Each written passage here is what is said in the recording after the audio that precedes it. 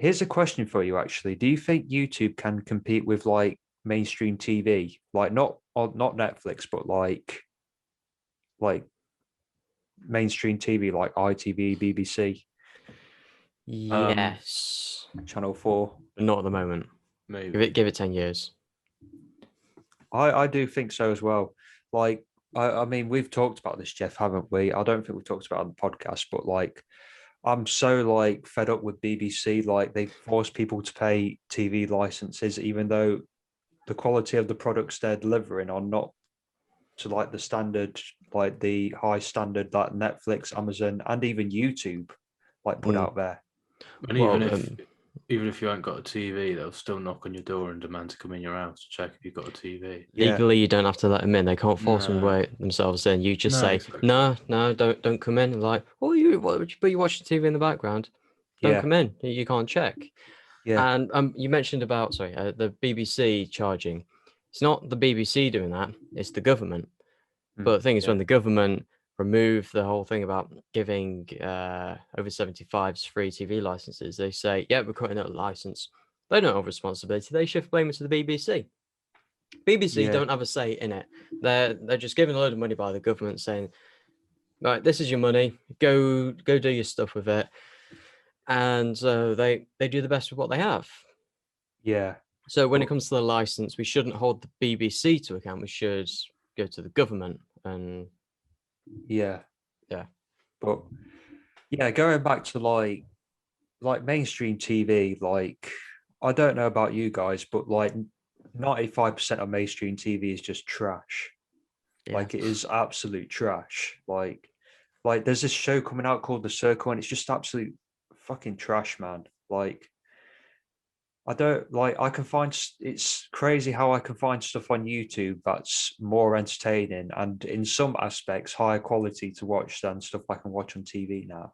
It's strange. Here's a thing. I've heard rumors, but I'm not sure if it's true. Is BBC Three coming back to the TV? Haven't heard I that. don't know. Because I heard that the other day. Because I think that BBC Three and I think they're up there with Channel 4. I think at the moment they're creating some of the best content for TV, but unfortunately, it's not on TV. It's on iPlayer. But I never understood when they, and I understood why they brought it onto iPlayer. I think if anything, it was a bit soon. Because I don't think the online streaming services had really kicked off by the time they put that on there. You had Netflix, but it wasn't anything like it is today, where they're creating their own content for their own site. But I think, I think. Sorry, I've literally just forgotten what's going to say. Oh, that's embarrassing. What was I talking about? BBC, not. That's it. Yeah. Anyway, yeah. So apparently, BBC Three is coming back to telly. And sorry. I always thought when they started, why couldn't they put it on both? Why couldn't they have kept the BBC Three channel, and then maybe had exclusive content on iPlayer for people to look at? Because I think they assume that younger people are more likely to be using the internet than watching telly, which is true. But later at night, and maybe not so much now, because who actually has a TV that works in their room? I don't. So, I'm not sure who really. But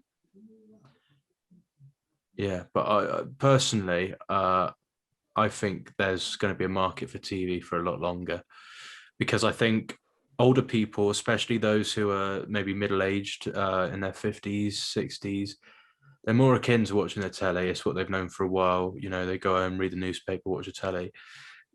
There's not many 50-year-olds. I mean, actually, there probably is. Maybe the older generation even. There's not many old age pensioners that I'd know that go home, read the paper on their iPad, and then watch BBC Three on their Fire Stick. It's all like, you watch it on the telly, and the digital switch over, you can tell that was a nightmare for old people. They fucking hated it, didn't they? Digital switch over, fucking hell. But yeah, there you go. I think BBC Three, it was taken off TV too quickly. Not that I've really missed it because it's on iPlayer, so why do I care? But a lot of people seem to be very hurt by the fact that it was taken off the telly. So hopefully, if it is back, it's going to mend a lot of people's broken hearts. Yeah, touch wood. Yeah. I just think they don't like TV channels don't do enough to bring younger people over. Like most of the stuff they're putting out is just like it's all right for older people. Like that is fair enough. If you watch The Circle, if you watch Love Island, that's fair enough. I have nothing against you for that. But like when you can find stuff on YouTube that's better quality and more entertaining to watch, you've got to question, what are we paying a TV license for? There's a limit though. Like traditional channels have a limit on their schedules. They can't have like say someone like people making a series, they can't have like their finale 90 minutes, take a 90-minute slot when they've only got their 60-minute slot. It has to be pre-planned, everything like that. No, But with streaming, they can do it as can. long as well, yeah, they can, but it's Because generally pushing and if pulling. if you've ever watched Chris Chibnall's Doctor Who, you will know that it is possible to cram 80 minutes into like 20 because because he seems to only know how to write them lengths and then just condense all that. Yeah. It'll all happen at once and it will work. No, it won't. But generally, it's streaming services. They can be like, oh, what? This episode is 32 minutes long instead of the regular 48. Okay, well, it matches the pace. Oh, fair enough. And there's just a shorter episode. There's one that's like, oh yeah, this is going to be 65 minutes long. It's like, all right, yeah, fair enough. Just be within budget. Give us the amount of episodes we want, and happy days. So there's that flexibility that broadcast TV just doesn't.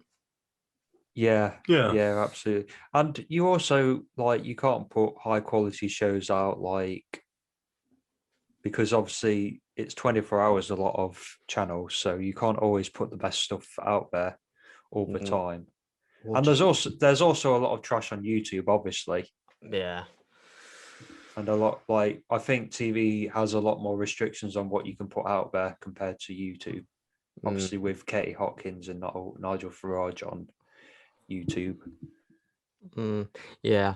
But like I just think TV needs to get more with the times, otherwise it's gonna die out.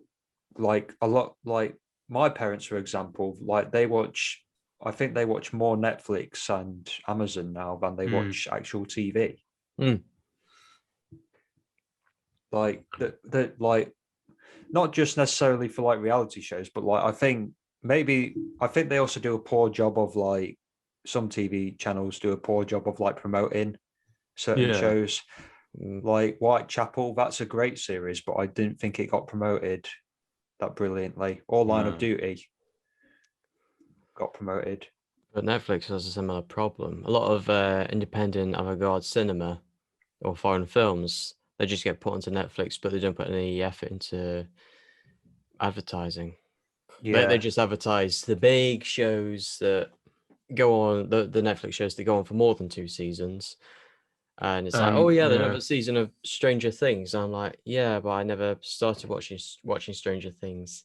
So if look at your algorithm, I'm one of the ones who wouldn't care if you gonna have what are you going to advertise to me? I want season 3 of Mindhunter.